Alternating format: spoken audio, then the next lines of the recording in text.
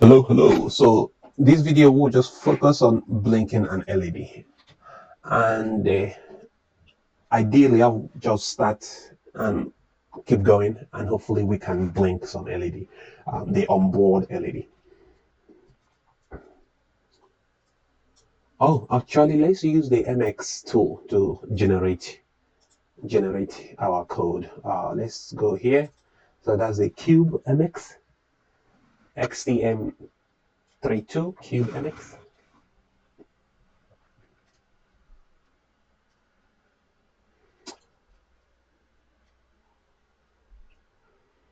All right, so now we are in here and we want to select our board, configure our board, select our board, new project. We are in new project.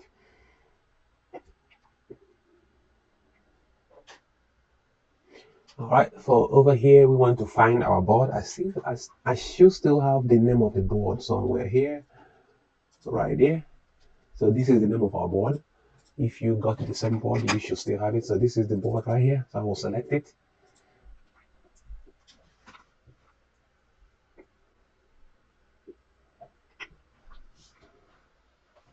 Okay, simply, it looks like it carried over our initial configuration, but simply, if we go to our clock configuration, we can set the high speed, enable our high speed here, give it some, I'll just give it 100 here, and that's it. For the pinout, we want to toggle the onboard. So how do we find that out? So this is our chip, and we have a bunch of pin configuration here. Obviously, I have already selected the PA5 as pin output. We can also select it for pin input or pin output. But how did we know that the onboard LED is PA5? How do we know that? Let's see if we could find out that. So so this is our board, right? We want to go to some documents. I believe this will probably be in the design project file, board schematics. Yeah, this is a good one to look at.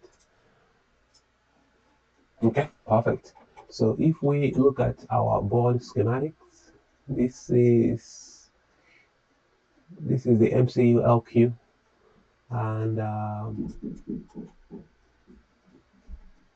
and so this is the MCU, and if you look at, this is where the LD2 LED is. And how do I know that LD2 is the onboard LED? So if you look at the pictures of the board right here, so this is the LD2 LED. So this is the LED that we are looking to blink. That's a user LED. In the specification, it will also define it as the user LED.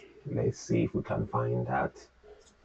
All right, so let's check out this Nucleo board SM2 user manual. So let's open that up and search the LD2. All right, perfect. So here it has 3 LEDs. One is USB communication, LD1, user LED, LD2, power LED, LD3. So we know that our LD2 is the user LED. We can control this. So now let's go back to our schematics. So this is the LD2 LED, and we are seeing that it's all the way to ground here. And if we follow the schematics, it has a resistor in line here, and it connects to PA5 in the MCU, PA5 in the MCU. And it looks like it also connects to the Arduino connector. So when you use the Arduino, you can also connect that. So yeah, so based on this information, we know that PA5 is definitely our pin to control this LED. So that's why we know that this is the LED. So we want to configure it as a GPIO output. If you notice, this particular pin supports multiple multiplexing features. So depending on the mode that you chose it to operate in, it will operate in that mode. So in this particular, for our application today, we want the mode to be GPIO output, so that it can output voltage to turn on and off our LED. So that's pretty much it. And this other configuration was done due to our timing configuration and what have you. I feel like there's a little bit more setting enabled, which I don't know. So this is RX and TX. So well, so there's also PA13 system debug serial wire. Okay. I think so. For our project, we also want to debug it, right? We want to load it into the board. So that's where this comes in handy. So let's give it a name. YouTube Blink LED. Actually, let me give it a little bit more developer-friendly name here. And the location is fine. I will leave it here. Our toolchain for our IDE will be Cube IDE. So it will generate under the root. And this is all fine. This is all fine. That's project and tool. I don't know what this does, so I'll leave it as is. Clock is configured. Everything looks good. And when this all is set up, we can go ahead and click on generate code, and it's generating the boilerplate code. All right, the code is successfully generated under this project language is C. Yep, that's fine. Then it gives you an option to open folder or open project. I want to open the project, and it says opening report in Cube ID, which is perfect.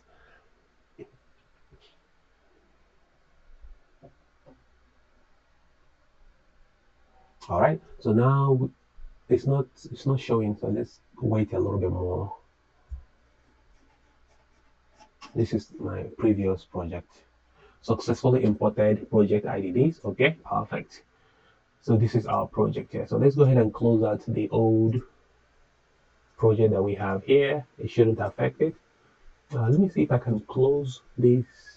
Oh yeah, perfect. I can close this and also close this so I don't close that particular project. Then I can now focus on just this new project that we generated. Then this is our core. This is where we spend majority of our time. So if we open up main.c, we can see there's include. It's including the main.h here. There's some private initialization here. This is our main loop. So as soon as our code run, it just hits here. Initialize the whole clock configuration, GPIO initialization, and auth initialization. I don't remember configuring for auth. I think that was the additional pin configuration that I saw there that I wasn't sure why it's there, but we'll leave it for now. We'll just focus on GPIO, blink, and the LED. And this is our while loop. So this is where user code ends and user code begins. So all our code will be added right here. All right, so without adding anything, let's go ahead and connect our board to the computer and build the code. Let me build the code for now.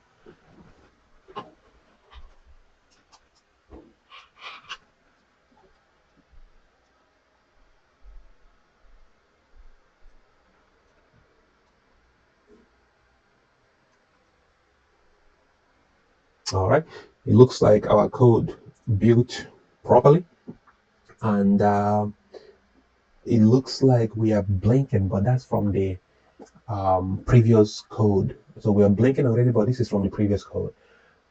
What we only did was build our code. We basically compile it, make sure there's no compile error or anything like that, and we also built it. So now we can go ahead and hit run our code. So what this does, it will connect to the debugger.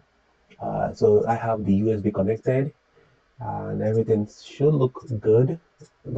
Should look good. Yeah, I don't think I need to change anything here. Yeah, I'm using the ST link, which is the USB that came with the board, connected to the computer, and yeah, I should be fine. So I'll go ahead and hit OK.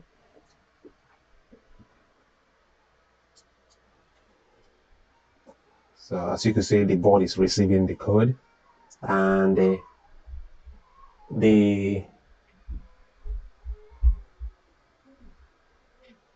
you can see, the board is receiving the code. Ideally, that LED should stop blinking because we are not toggling it. And if you notice in our code, in the initialization of the GPIO, it did a pin reset. So that's pin 5. PA5, it has this pin, so it did a reset, which means that it will be off 0. So it should reset the GPIO and our pin to off state. And it looks but like I have a simple setup for now to look at the board. So now let's go ahead and write a code. So we want to use the Hall API. So I usually what I do is I start typing the Hall and hit Control Space, and it gives me some option. And I believe I want to do a GPIO control, and I can go ahead and select right pin, and the GPIO is GPIO 8 A, then pin number 5, then pin state is GPIO state. Let's see, that's not our state. I don't remember what that immune is called. So I believe if I go back to GPIO pin reset, okay. So if we go here, how do I know this? If we go to this place, you will see that it's a type immune, and you only have 2 options, off and on, and you can use this definition for off and this definition for on. So if we copy that, and notice that this is in the driver, this file is in the driver that the code generated, so we can use that. So that's this file right here, I believe. No, that's not it. Let's see, GPL right here. So that's this file right here. This is what's open. So let's go back to our main and go back to writing our code. So we see that our board is off, right? So we could just turn it on and terminate this line. So we'll just start simple. Let's just turn the LED on, right? Let's go ahead and run flash our board. Yep, it's getting it on the board. And ideally the LED should come on. Yep, so it just stays on. It just stays on infinitely. So now let's go ahead and add a Hall weight. Again, we are just using the API delay, and in that delay we want to add maybe 1 second. So if we go to this we can see that this function accepts a delay, and it accepts it in a millisecond. So 1,000 will be 1 second, and we can see what it does here. So we'll just use it. Then we want to blink this LED on and off, right? Then we want this to be reset pin reset. So it will come on here and it will come off here. So let's go ahead and put another weight here so it doesn't jump into on right away. So now let's go ahead and, so we are waiting every second, we should be blinking, right? So let's go ahead and send that out, and it should be receiving in our board, and that green LED should be blinking every second. Oh yeah, let's save it. All right, the board is receiving it. All right, here we go, and it's blinking. So as you can see, the process of getting something working right away with the combination of the MX and the IDE is quite impressively fast, and we can already start debugging it. And another way, so one thing that we want to show is, let's try to debug this. Let's go ahead and click on the debug functionality.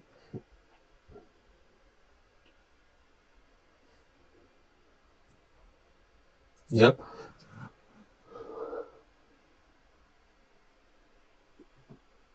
All right, so now we're already in it. So I'm going to hit continue,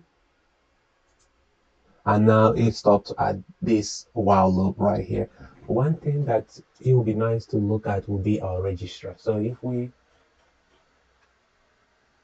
want to look at the pin 5, how it is. That this one right here? Let's try that and see if that changes. It might be this. So that's bit 5 to 1. Let's try that.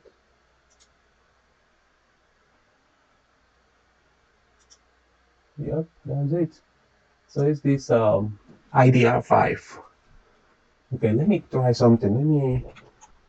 So this is where we are looking at right here. And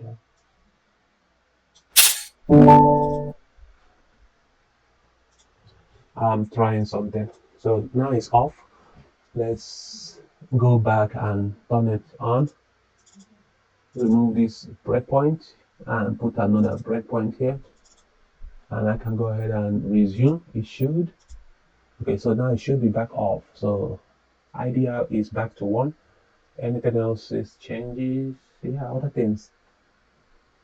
Okay, yeah, nothing else changed. I mean, this changed as well. So let's see. We have IDR and ODR,